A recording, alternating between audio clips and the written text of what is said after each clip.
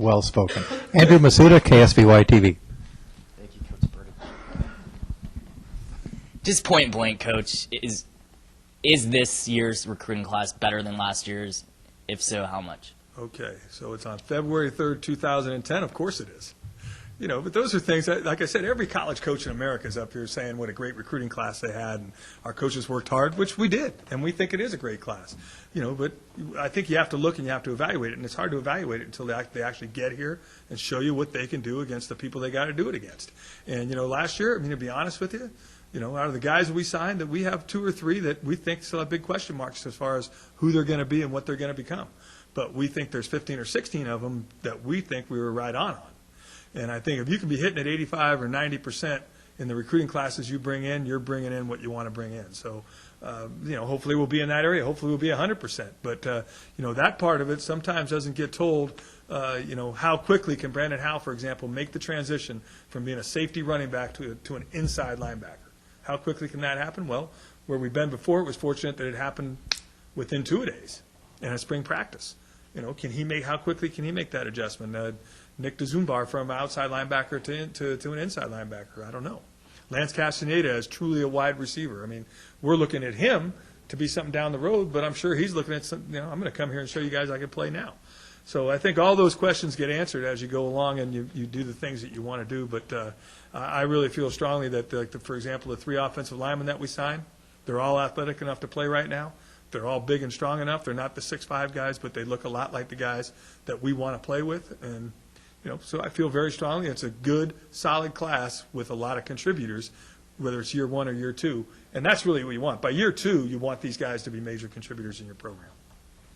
Who is the one or maybe the 2 guys that you're most excited to land when they said yes? If you were to just say 1 or 2, and why?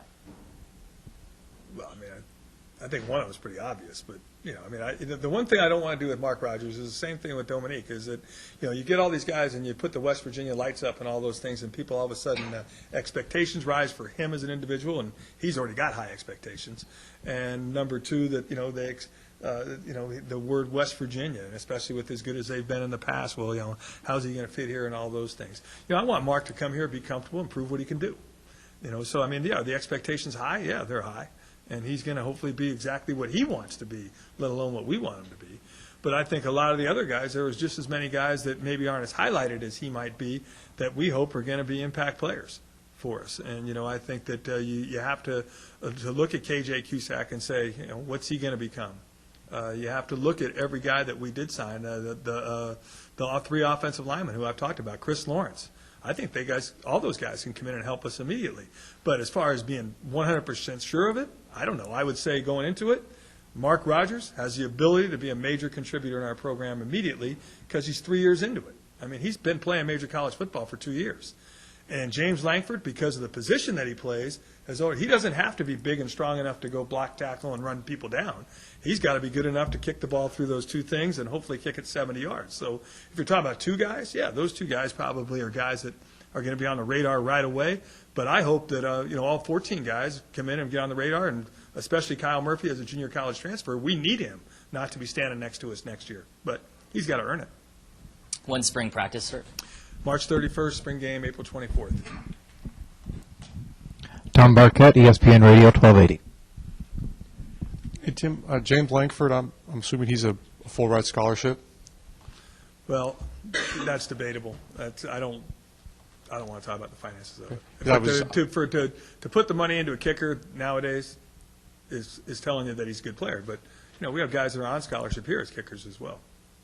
I asked because I was wondering if that's the difference between the Pac-10 schools that were recruiting him and him coming here. Yep, because and that's exactly how we recruited him, except 2 things. You know, number 1, I don't want to mention any names in the Pac-10, so I won't, or any cities in the Pac-10, but I'll go back to the fact that he came to our camp in the summer, and if you're at San Luis Obispo in July, it's not a bad time to be here. He understands the academic importance of the university and what we can give him academically, number 2. Number 3, from a football standpoint, he wasn't going to be one of 2, 3 guys that were asked to come and compete. You're good enough to play here, but we're bringing in this other guy from wherever that can come here and kick as well. I think the combination of all of them allowed him to say yeah, and the fact that we gave him money. I think that, when you do that, I think you're extending yourself at that particular position. That, we want to have this guy, and we're going to do whatever it takes to get this guy and not lose him to some other schools. I mean, I know several Pac-10 schools, for example, that definitely wanted him on their roster. But the thing I asked is, ask them why there's not a scholarship involved.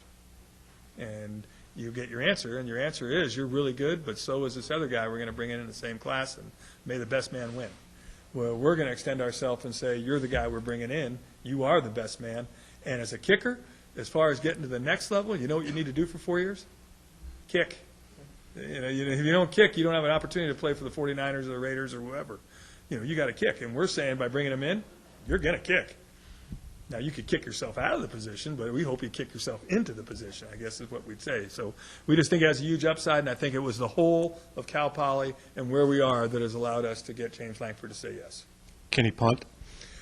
Well, he has been told he did that at the Sailor Camp. He doesn't. That's not his deal. And we would like him to always at least be an emergency punter, at least.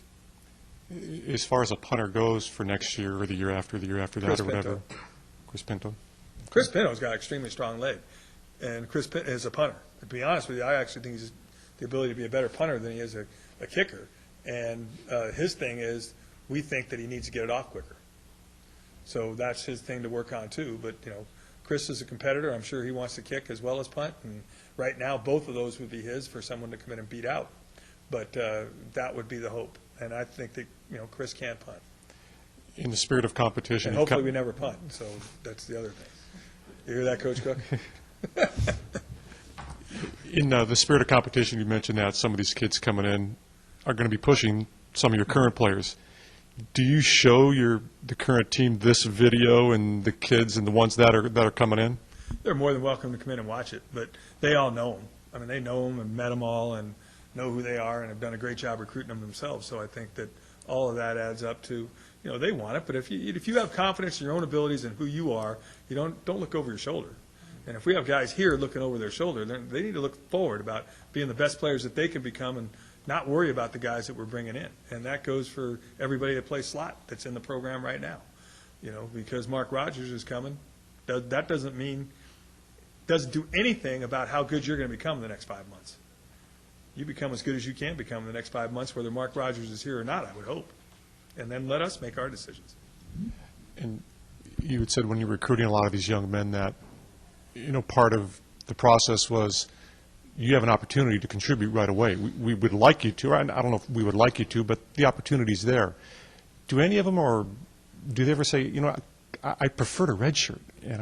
Like I said, the Cusack family would prefer KJ to get bigger and stronger before he plays, but KJ, being the kind of guy he is, would prefer to play. And to be honest with you, I think that that's the mentality we want to have. Our mentality is if you don't come ready to try to compete as a true freshman, you're going to blow your redshirt freshman year, if we decide to redshirt you, isn't good. And number two, what I don't want to do is get in the situations that I got into with Jeff Hyde, where we try to tell him you were going to redshirt, and then week 7 or 8, you got to pull them off that redshirt. So by telling them to come in and compete, they need to think they're coming here to compete and to play. And we'll make decisions in the first 2 weeks whether we want to redshirt or not. And after that, the fate of your injuries and the fate of your depth allows you to make the decisions you have to make on who plays each Saturday. Thank you for attending today's conference. Thank you for watching on CSTV CBS Thanks for coming, Sports. guys. Thank you.